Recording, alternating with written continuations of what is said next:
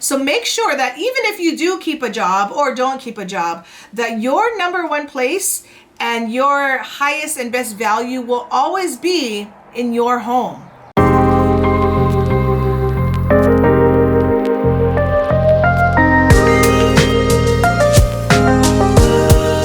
Alrighty fam, we are back. It is Sunday again, and I have some stuff to talk to you about. A post that did really well with me last week, and a question I might have for you folks on why you think this might have done so well. So let's jump into that.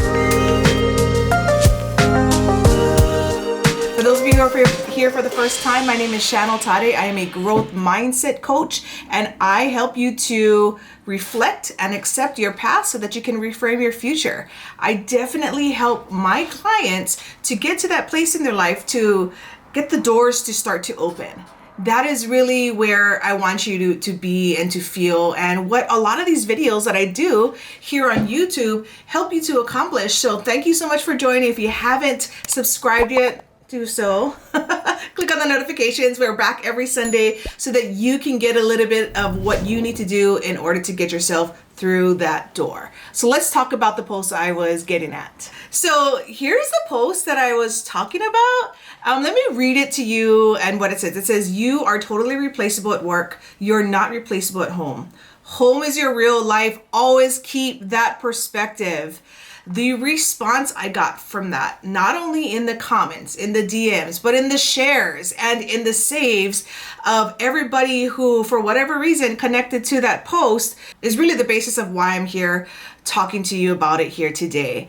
It is something that I think is really kind of shifting in the world right now, in America, in Hawaii, wherever you are. There's this huge exodus of people leaving their jobs and really re-looking at what their place is in the workplace. I know for myself, this was an ongoing dialogue going on in my head about, do I leave? Do I stay? Why do I leave? Why do I go? You know, all these different things that I'm asking. And if you watch last week's video on introspection, you can kind of have an idea on how much I was thinking about all these decisions I need to make. But what's been happening in this pandemic is a lot of people are realizing that they, number one, can work from home, and number two, it's more suitable for their family and the decisions they've made for themselves as far as how they want their life to look. And so there is a mass exodus of people who are leaving their jobs. Even though we came out of a huge year and a half or so of major unprecedented unemployment, what's interesting is now people are actually who have gone back to work are actually leaving their jobs now. So what I want to do is I want to ask you, is that something you want to do? Do you want to do that? Do you want to leave your job too? Quick disclaimer, this is not me, Shan, telling you, okay guys, here's the 4 steps you need to do to leave your job. No, I'm big picture painting for you, all right? So just wrap that up there. But what I want to do is I do want to give you 4 steps today on what you should consider when you are thinking about possibly leaving your job and really placing yourself in a surrounding or an environment where, number one, you not only are you needed, but most importantly, you are valued. Oh, I feel like that was my word of 2020 and it has carried over into 2021. Value, like what is my value to myself, first of all, to my family, to my job, to others around me? Do I have a value? And that is really what my academy, the Audacity Academy, helps you to really hone in on. What I realized through all these years of coaching I've been doing, over a decade, you can teach people tactics. You can teach people how to do a program on a computer. You can teach people how to do their finances. You can teach people how to fix a car, right? You can teach them these actual tactics and systems to do things. But what I found over the long term, when I have had relationships with people that I've trained and coached, is that not many people over a long term will keep those habits in place. They use the strategies, they hit their goals, and the strategies kind of go out the window, right? And then they need to come back and get refreshed and figure out, okay, how do I implement these strategies again? And that is where the academy comes in. What I realized was I took this nuanced role to be like, you know what? It's not the systems that actually are changing people's lives only, all right? It is the fact that they have the system, but the reason they're not getting these long-term results is there is a deeper rooted, I'm not going to call it a problem, I'm not going to call it an issue, a deeper rooted seed on why, for whatever reason, they can't stick to it or they don't stick to it. Now, I'm not to say that there's people who don't stick to it. There are a few people who stick to it, but I will say that it is more common for people to not stick to strategies than it is for them to like stick to it and stay disciplined for like forevermore. Like my dad, my dad is like one of those people who just like, he learned something, it works, he's going to continue doing it forever, no matter what. Okay. So most people are not like that. He's a special seed. So what I want to talk to you about is the 4 things that you can do to have a goal if you do want to leave your job or if you want to leave your place of employment, and how are you going to do that? So step 1, okay, step number 1, guys, is have a goal. And this goal isn't just leave the job. That's actually the result of you having the goal. The goal needs to be like, what do I want my life to look like? But when I'm talking about goals, it goes beyond just money, because money, guys, we can't be doing things for money. I mean, I can't stress this enough. You can't be doing things for money. There's got to be a bigger thing. So is it going to be the thing so that I can be present with my children?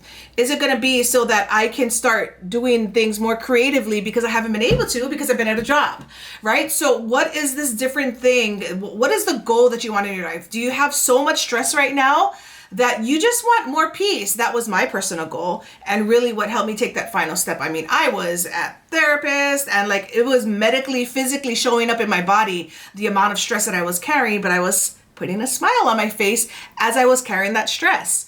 And here's the thing, don't do that. Okay, don't do that. You are worth so more than doing that. And if you find that you're doing that every day, keep watching, guys. Okay, so having the goal is really like, what do I want my life to look like? And I can say right now that my life today, a year after me, stepping away from my work, truly looks like what I want my life to look like. And really, if you're an outsider looking in, it's kind of like boring. Like, I don't want to be bombarded by like a million texts every day, a million phone calls, a million emails. Like, I know a million is an exaggeration, but it was just nonstop. And I didn't want that. I still do, check those things, but it's not on a constant basis. I've allowed myself to create a space for me where I can be more creative. And so creatively, more things are coming up in me, which I love, right? So see what the goal is that you want. Maybe you want to, live a healthier life. You want to lose weight and like be able to have the space and time in your head to show your children what a healthy lifestyle looks like. And it's hard to do when you're like scrambling all over the world, right? So this is what I'm talking about. What is your goal? What does life look like? That's step number 1. Step number 2 is make a plan. When you make a plan, the best thing that you can do is start with your goal. Now you know what you want your life to look like. Now that you have it, all you need to do is what we call reverse engineer it, and you need to work backwards to get to the place where you want to go. So it's okay, I want to be able to stay home from work, which means I will not go to my job, but I do need to earn $2,000 a month. What skill sets do I bring to the table that people would pay me for? Can I bake? Can I coach people on a certain skill set? Can I clean houses? Can I don't know, what are trades that people do, right? Can I make jewelry, right? Can I sell something on Etsy? Like, there's so many different things, but I want you to sit with yourself and do what you want to do. I felt that my creative side really would speak more volumes if I could just create something like my course and be able to sell that and promote that and be able to continue to build that out to help more people. And so that sat really well with me. And that is what I did. And so I had to figure out how much can I make with that. So it took me over a year of research, like, how does one even get paid from home if I'm coaching you over Zoom? Like, how does one even do that? So I hired a bunch of coaches in YouTube and how to make YouTube videos and how to, find people on Instagram and how to do Facebook ads, like all these different things. I paid coaches to teach me how to do this and also to watch me back to say, hey, Shan, this is what you're doing well. This is what you can do better. And I continue to do that to grow my business. And so that is the plan that I put into place before I even left. All right. So it's kind of understanding that this whole plan has to take place. But even something as simple as like knowing the number that you need to make is a great start of the plan. Because here's the thing, the plan can always change. Plans change very often. And so you want to make sure that when they do, if they do, you are not, you're not like thrown so much off kilter that you don't know how to handle it, because sis, you don't have a job to go back to. Remember, you left, right? So that's why the plan before actually taking action is really going to be important. Okay, step number 3 is give yourself time. So it's been a year since I left my job, but it took me over a year of teeny tiny planning here. Like, what if this, if I did that, what would happen? What do I need to know before I go off and do this? It took a lot of different like tidbits of planning around the job that I was doing already, for my family, for my work. And so it did take a while. So I felt like I was in a rush, and I don't know why. So if I were to go back to Shan, 2.0, a year, 2 years ago, I would have told myself, give yourself time, right? Give yourself time. There is no rush. For me, towards the end, it definitely felt like I needed a rush because the stress levels were so high for me.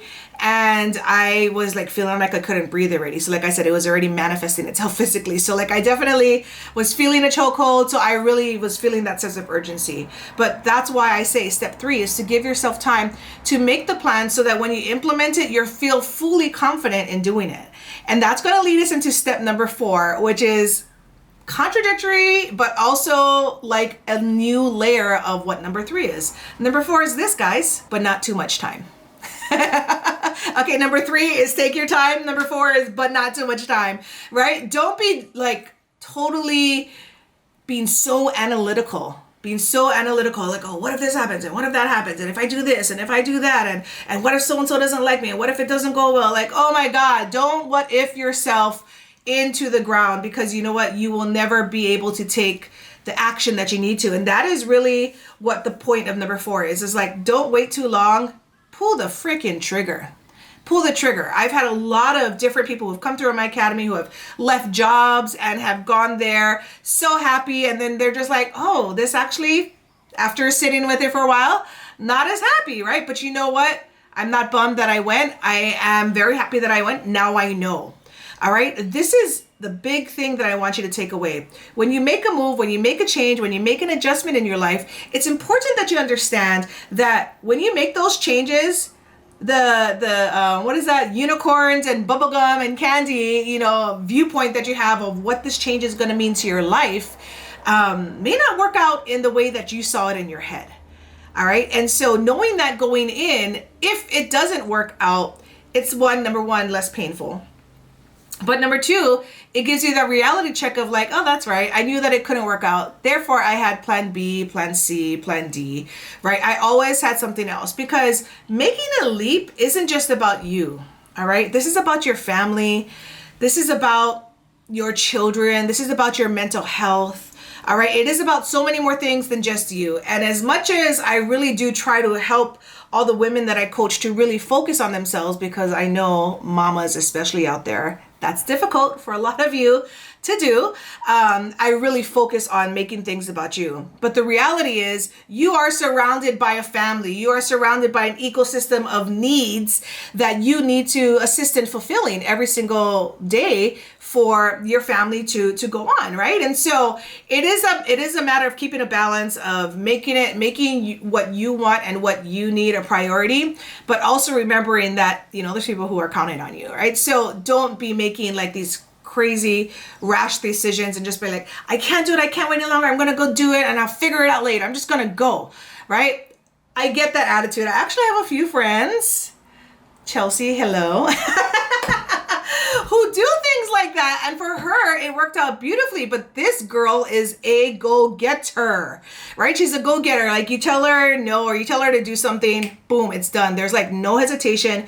She just goes. And I love that about her. But I'll tell you right now, she is the 2%. The 98% is not going to do it that way. And that's why she inspires people. That's why, she inspires me. That's why it works out for her, because even when it doesn't work out, it worked out, which was actually another post of mine. You'll see here from Instagram. Oh, shucks, sorry.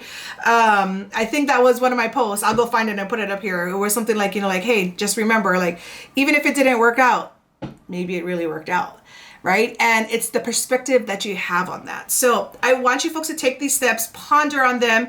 And I'm not saying you have to leave your job. I'm saying if you are thinking about leaving your job, why do you want to do that? All right. Don't do it because it's the popular thing to do. Don't do it because, like, oh, this thing is hot right now, so I'm going to do it. Like, it has to be a long-term thing. So I know you folks have probably seen my other YouTube videos, but just a recap of myself.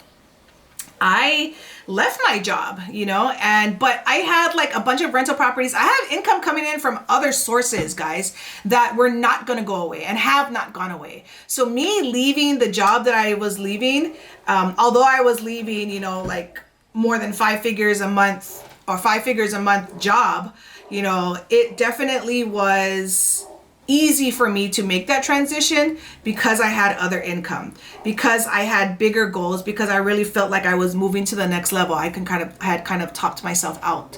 And so walking away from that amount of money wasn't as painful as it would be if that was my only source of income. Okay. So definitely multiple streams of income recommended. All right. But these are the things that I want you to think about as you are pondering this as something to do, because as I put in the post, let's get that post back up there.